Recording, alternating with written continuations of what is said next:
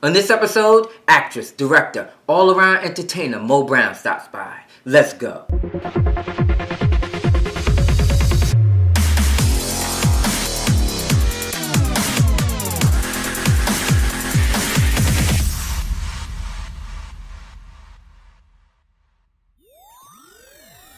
Mo Brown Sugar is here, baby. Mo Brown Sugar is here, baby. She's a bundle of energy.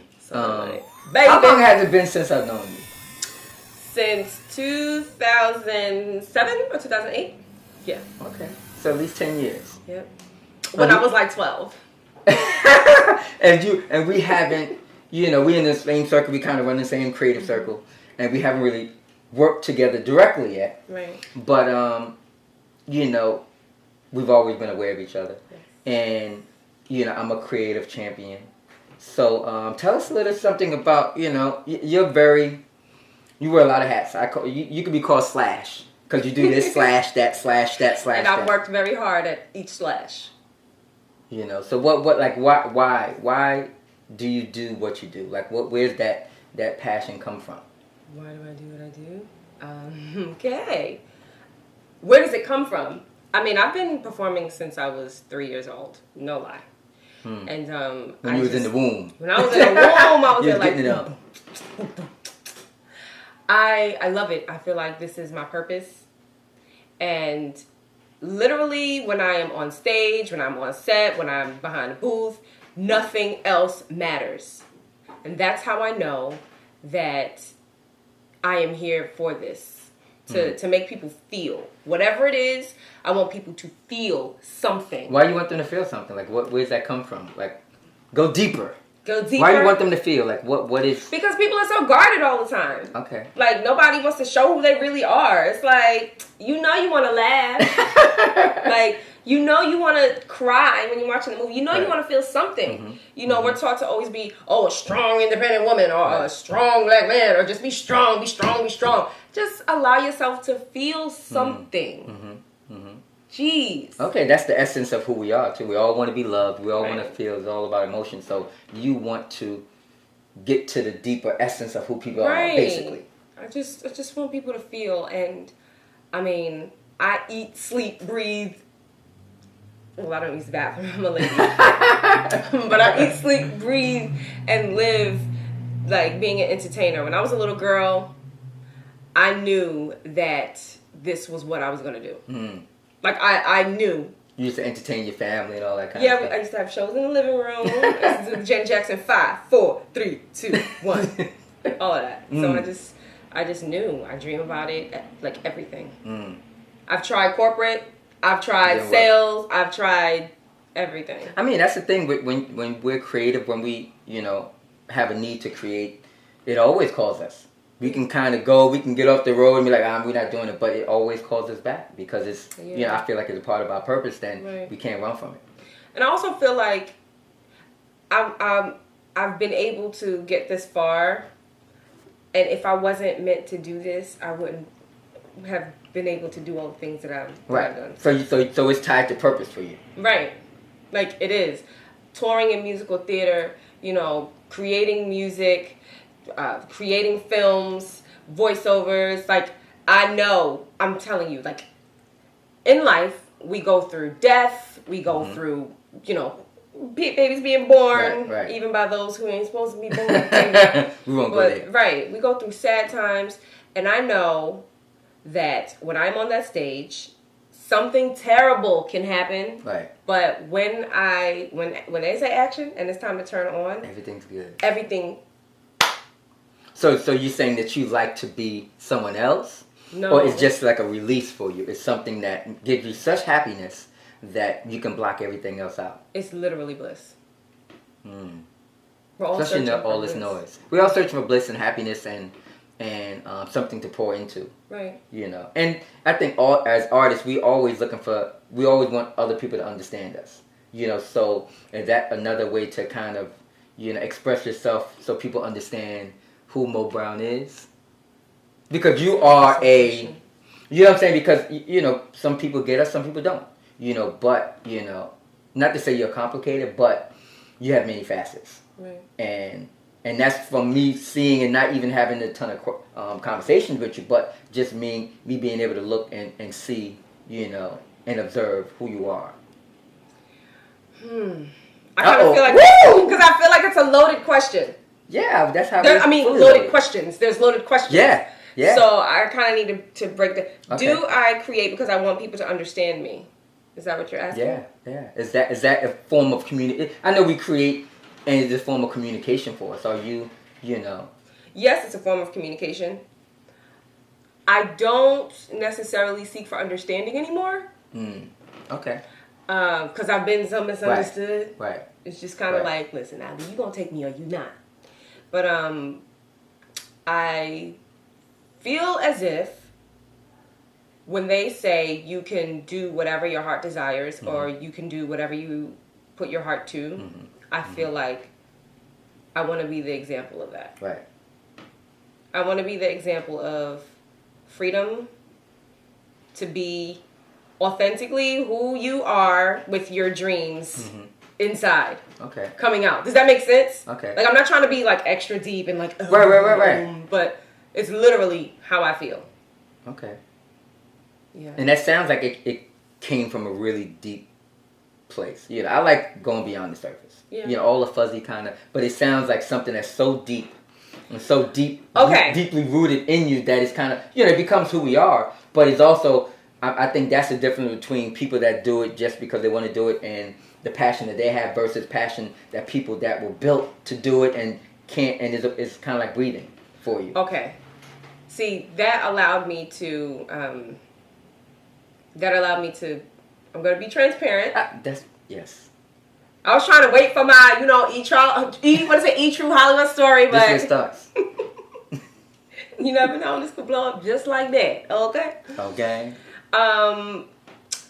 So when I was a little girl, this is so personal. It's okay. But this is where it stems from. So when I was a little girl, I was told that I was in school. I was 8 years old, and I had to write my full name. And the teacher said, "That is not your last name." So I said, "What do you mean that's not my last name?" And she's like, "That is not your last name. Your last name is Brown." So I was like, "Okay. My last name is Brown. What do you mean?" So when I got home, I guess the teacher told my dad and my mom. So I remember my parents sitting me down and saying that the person who I thought was my father was, he wasn't my biological father. And for me, I felt like, okay, I've known him since I was 2 years old. Like, he's been taking care of me, bathing me, cleaning me. It's like, this is my daddy. Right. What do you mean? And so I remember them telling me that. And then I said, okay. And they said, "Are you okay?" And I'm like, "Yeah." I wasn't okay. I think I was in shock. And I remember going in my bedroom and looking in the mirror and saying, "Who am I?" I just felt like my world turned upside down. I didn't know who I was. I didn't recognize myself. I was like, well, who do I look like? Like, what do you mean? Like, where do I come from? And so from there, I was in search for who I really was, and I became an actor. Wow. That didn't go anywhere where I thought it was going to go. But so you was in search of your voice, ultimately. Right. And you found it through acting and performing. Right. So that's your voice, regardless of where you, quote unquote, come from or who or what you was in search of you.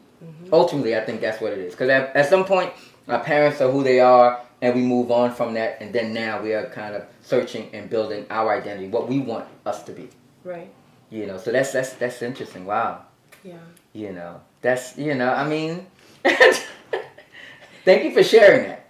That's but it's like it's your truth. It's kind of like we all have a journey. We should have a journey, and I think it's more about our story and who we are. Just as much as it's about the work that we do. Whew, I got hot expressing that. But that's beautiful. But look at you now. You're blossoming. You are. You've owned who you are. I'm Mo Brown Sugar. I know who I am. Mo Brown Sugar.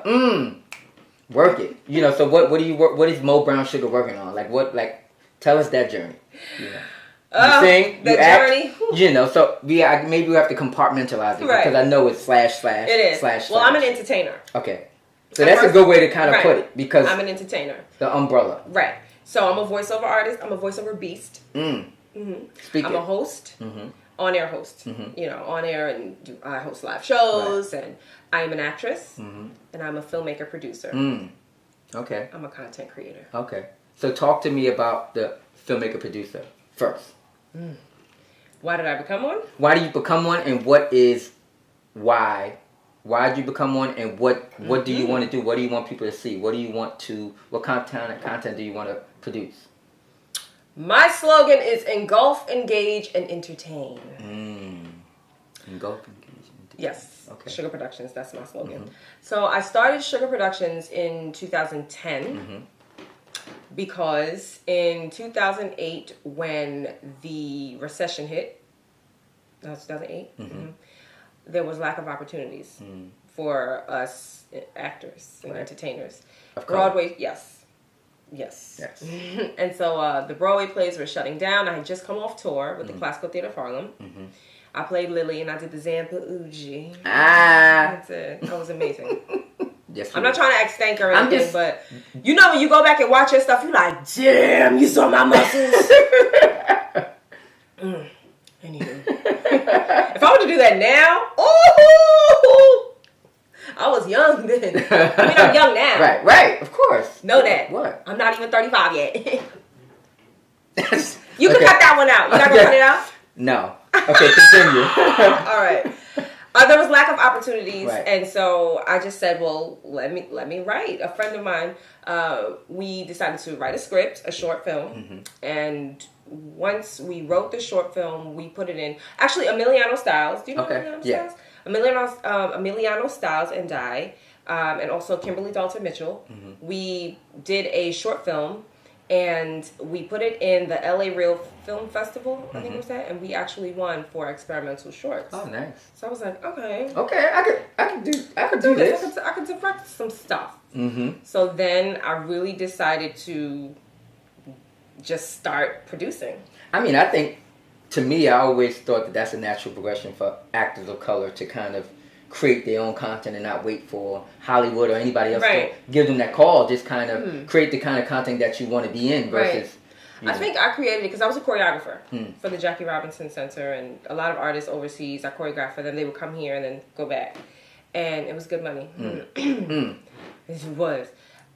Me as a choreographer, I would do like Janet Jackson. I would do Everybody Dance Now. Like, yes. These little girls, they were like ages 6 to 12. I had them moving. We were winning awards. And I was just kind of like, this is like producing and directing. Yeah. You stand over there, 5, 6, 7, 8, boom, boom, ga. Let's go. Okay. Go ahead. All right then. So I just took that into it. And I was like, you know what? I can do this. Yeah.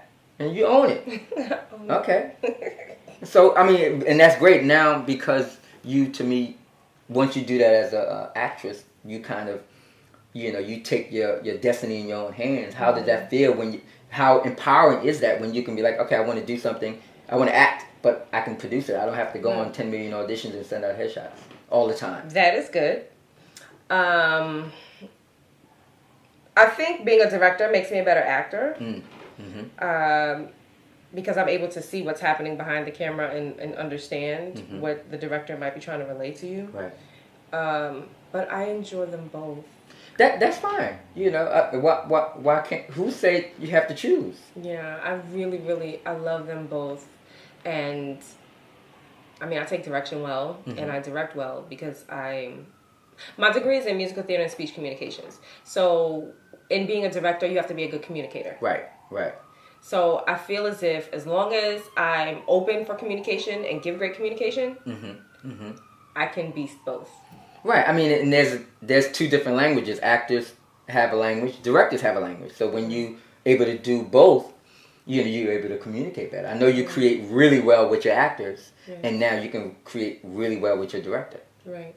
People just that's a good thing. It's a full spectrum of what the business is versus just kind of. And I also think I had to I had to have people see me for more than just when you are small and petite and cute, they like to typecast you. Right. Really? No. Right. They typecast you. Right. And I played a prostitute for 3 years. So they were kind of like, well, we're going to put you in for the Biggie Smalls movie. And I'm thinking I'm good. I'm going to the audition and stuff.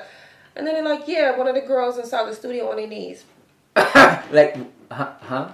I ain't studied no classical theater for you to have me on my knees. You know? What? Trying to put me back on the pole. But that's where artists have to kind of, now you're creating stuff that you want to be in versus at the mercy of whatever they want to cast you as. Because, so it's about taking control of the narrative that we want. Right. And now imagine if you didn't do that. What do you think you would be now if you didn't own your image? Your own story and narrative, because that's a tough place as an artist to feel like you're at the mercy of someone else deciding whether you're worthy or not. I recently had to end a contract with a network because they wanted to own everything. They were telling me I couldn't work on doing Mo Brown's Bodega. I wasn't able to shoot all this other stuff. And I was just kind of like, well, this is limited. And then the show was on the shelf now. They didn't even... So you would have been on the shelf. Right. Who knows? Could have been an alcoholic, a druggie. Right. Oh. Because it's tough, especially in this space and with all this noise for creatives to kind of, navigate, I would probably be a hairstylist. Okay. I like it. I mean, you do the damn thing. I did a damn thing. I probably will own the salon and hire other people, though. Okay. And just walk around like, get her edges down. Her new growth. Okay, I don't know. Get that. No, that sounds real kind I know, of just jokes. But I would probably be a hairstylist. Okay. But But you ain't. You're a content creator. Right, and when I do other people's hair, I'm like, this is cool, but I'm a star. Yes. Star. That's right. Tell us about the show. Mo Brown's Bodega? Yes. Which is, bodegas are kind of, it's not to say it's a dying thing, but the traditional bodega that we grew up with is changing. More green markets, more more organic. The bodegas growing up was just the bodega. Mo Brown's Bodega came from me hitting the bottom of things. I had $10 in my bank account and needed a sandwich. To be honest, the IRS had hit my shit. And I don't know how. I was like, I'm going to go to H&R Block. They took everything. They don't play. So between that and me in and out of, I won't say the network names. Because if they hire me now and hand me something nice, I'm going to say yes. But so I was going in and out of the networks. And I was doing all this work. Right. Let's go. 10 o'clock. And then they're like, no, we're not going to use you. Back to back. Hurry up and wait. No, we're not going to use you. No, we're not going to use you. And I remember hosting the African American Music Festival in 2014. Now, after hosting that, and there's 30,000 people there, and you're interviewing celebrities, you pumping, and then they tell you they're not going to use you for anything, and you're like, so what did I work this hard for? For nobody to take me. So, feeling ultimate rejection over and over as an actor, over and over as a and over and host, over, and over and over. It was just like, fuck that. I have to take these experiences and turn my nose into a yes. Yes. And so when I decided to do that, and then I saw that $10 was in my bank account, I was like, okay, I gotta do something. So I started just, I called my dad. I said, Daddy, they won't take me. Oh. They won't take me. He said, listen, give yourself a week. You cry, you let it out, and then you get up. That's right. Started watching all of my footage, started watching my videos. I started paying attention to, when people hire me for stuff on set, and I really, really was like, I'm gonna hone my craft for real. Right. Started writing my experiences.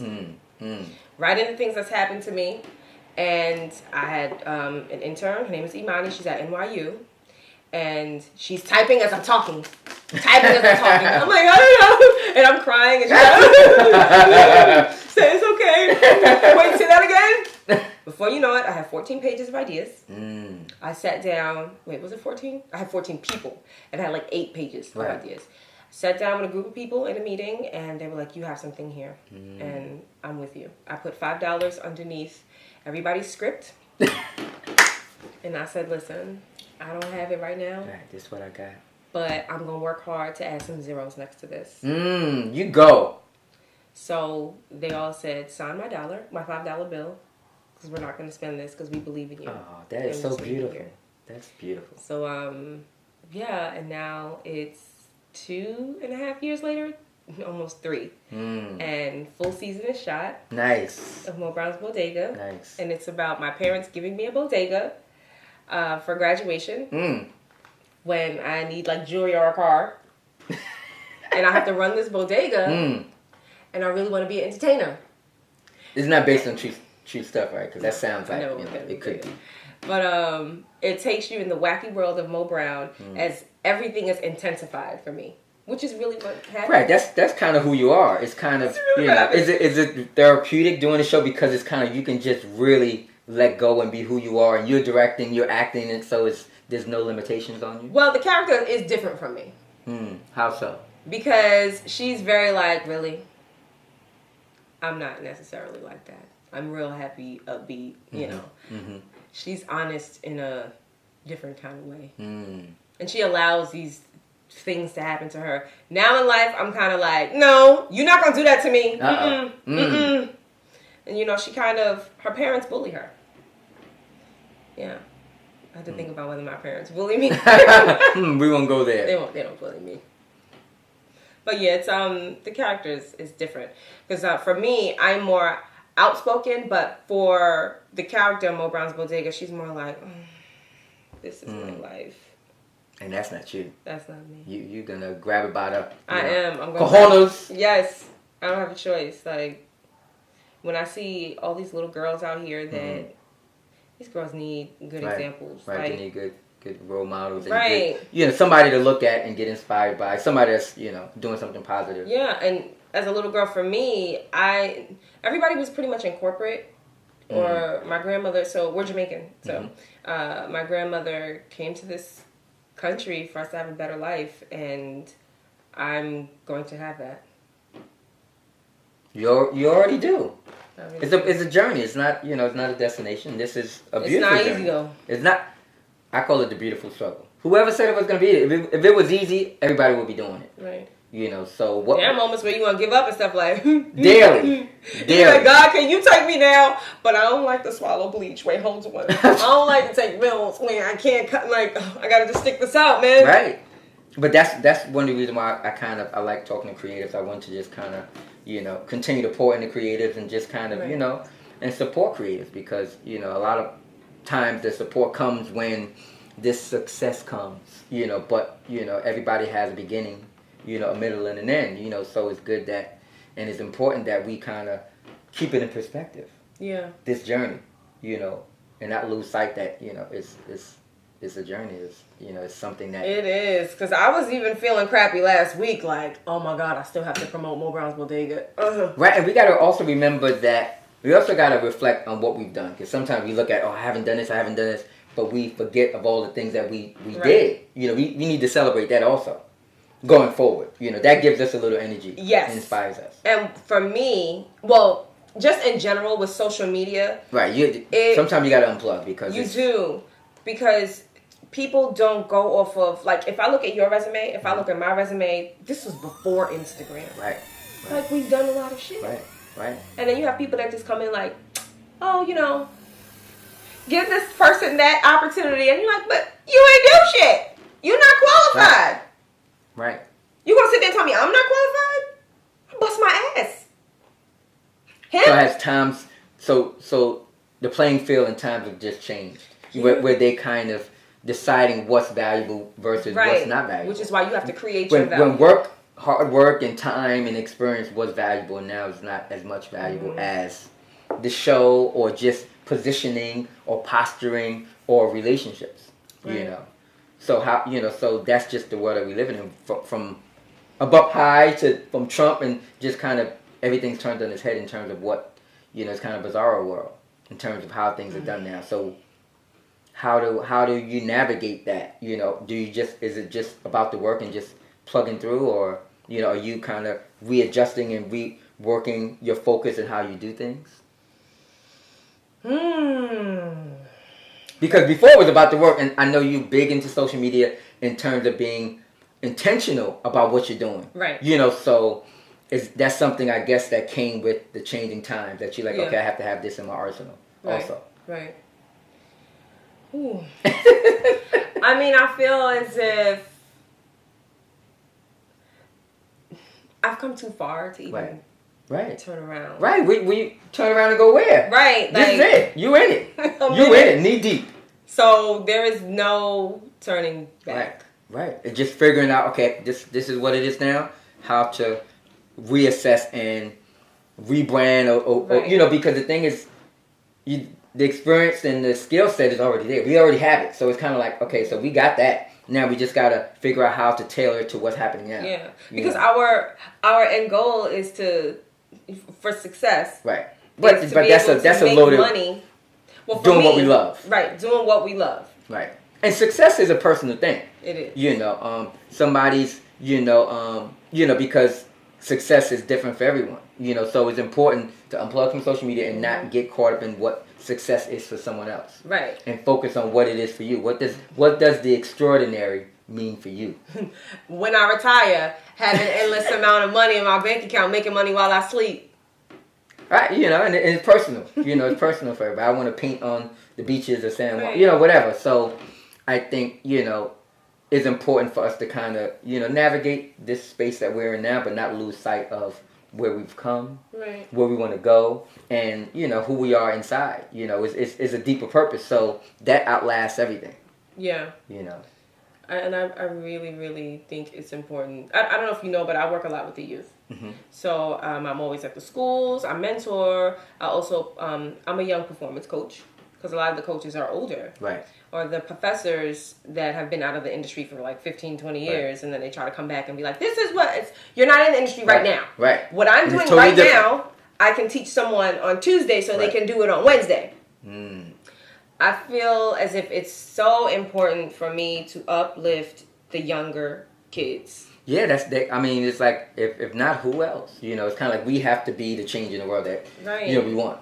So, I mentor a lot too, and it's kind of, we kind of forget it sometimes in the midst of the grind, but it's I'm torn, our responsibility. Because I'm torn because I just did a sexy photo shoot. Really? And I want to post it. Okay, so But look at J-Lo. You can post it. Look at Rihanna. Look at Beyonce. You got to show all of who you are. They are naked as hell. It's fine. It's classy. You can show all sides of you. You're not just one type of person. Right. You're a complicated, multi-layered woman. Why not? So I say go for it. Even though I already saw him. Oops. You think I can go for it? I think you should go. You pick which one you want it to be, and then build a story. Even if the copy, in the post talks about how you feeling about posting it. Right. Giving it a deeper meaning. That for me, in posting sexy pictures now, I had surgery in August. Okay. So I got fibroid tumors removed, and I look really good. Mm-hmm. So I want to show that off. Okay. And I have a body butter out. Okay, there you go. MoBodyButter.com. So people need to see how beautiful their skin can be. There you go. You answered the question for yourself in terms of if you should post it. You just wanted confirmation. So I confirmed that yes, you should post it. Thanks. But it's just going to be strategic, how you post it, and it's a beautiful thing. Black beauty is, black women are beautiful, so it's kind of like, Of course we are. And it's also, it can fund a lot of stuff from Brown's Bodega. That's right. And it's always about what's next. Right. I use that as, entertainers, they start clothing lines, right. They do all We got to diversify these days. Right. We have to diversify. But I'm going to use that to catapult everything that's going. Is that the right word to use? Catapult? Yeah, catapult, multi-layered, just kind of, cross-marketing. Right. I know you're probably working on season 2, so you can use some coins for that. Can we? Season 2, we trying to do it bigger and better. That's right. So it's going to cost a couple of G's. A lot of G's, It's all good. It's all good. I gotta do what I gotta do. You just, you make a way as you're going. You know, we don't think about what it takes. We just kind of move towards our goal, and everything else falls into place. Yeah, because there were moments where I was just like, yo, fuck this. Right. And that's the thing with us creatives, you know. Right. We have those moments every day, you know, constantly. You know, so it's important that we kind of continue to support each other, you know, focus on where we want to go, but, you know, cherish where we were, you know, understand that it's in us for a deeper purpose, and that we're not in the fight alone, and just really, you know, to me, I think of media as my ministry, you know, so, you know, so I can't stop the fight, and you can't stop the fight. It's not in us. We can stop for a day, but it's not in us to stop. When if I do something amazing on Monday, and I'm like, all right, Tuesday, you know, let it happen. Wednesday, I'm a loser. Oh God, it's over. Especially with social media, right? The hoopla is like done, and like newsfeed next. You're like, but I'm still here. But that, I mean, you know, so that's why it's important to really have perspective on that, because it's not real, you know, and. You know, and we're not living for that or them. And a lot of people, a lot of things are manufactured. It's nothing really behind it. Because we know behind this curtain called entertainment, there's a lot of work and stuff that goes into it before the show. You know, so a lot of people are into the show and that's it. So, but, you know, we know where we're going to be 10 years from now. You know, because it's about longevity. So, you know, we'll see how much, you know, the IG kind of thing, and just, you know, how people living vicariously through, you know, this vision of their life. We'll see how that plays out in 5 years, and who's standing. You know, so that is very true. You know, because I mean, you know, that's just what it is. You know, we continue. You know, we've come into business and we see people come and go. Right, we see many people. But that's what I'm saying. But you can't get rid of the work. Right. You can't get rid of the work. Right. You know, so talents are transferable. You know, in many areas. So that's something that there's the real value. Yeah. And sometimes I think we put too much value on that. The social media, the show, and it's like the real value is here, you know. And we have to live with that. I know it's you know, it's tough. It is. Creatives are very fragile. We are, but I mean, like you said before, if it was easy, everybody would do it. Right. And everybody is doing it, quote unquote. You know, but it's so interesting. People they'll hit the inbox like, "Yo, we should work, get together." So I'm like, oh, "Okay, well, what have you done?" Crickets. What have you done? Whenever somebody tries to tell you something, and they think that what they're telling you is right, you say, "Well, what have you done?" And the thing is, to me now, it's like everything is searchable. It's like you can, if you do it, you have a footprint. Right. You know, whether it's a website, whether it's YouTube. I actually got that saying from someone. I don't want them to watch it and be like, "You got that from me." You know who you are. Thank you. But you can't, you know, you can quantify people's experience and stuff. You can't, if I can't find you, does it, you know, is a tree fall in a woods? Right. You know, and does make. Or just be honest and say, you know, I have an idea. I want to start something. Or, you know, and just a lot of phonies. Right. I mean, you know, but it is what it is. We just keep pushing. We do. You know, and we create, hustle, repeat. Oh! Create, hustle, repeat.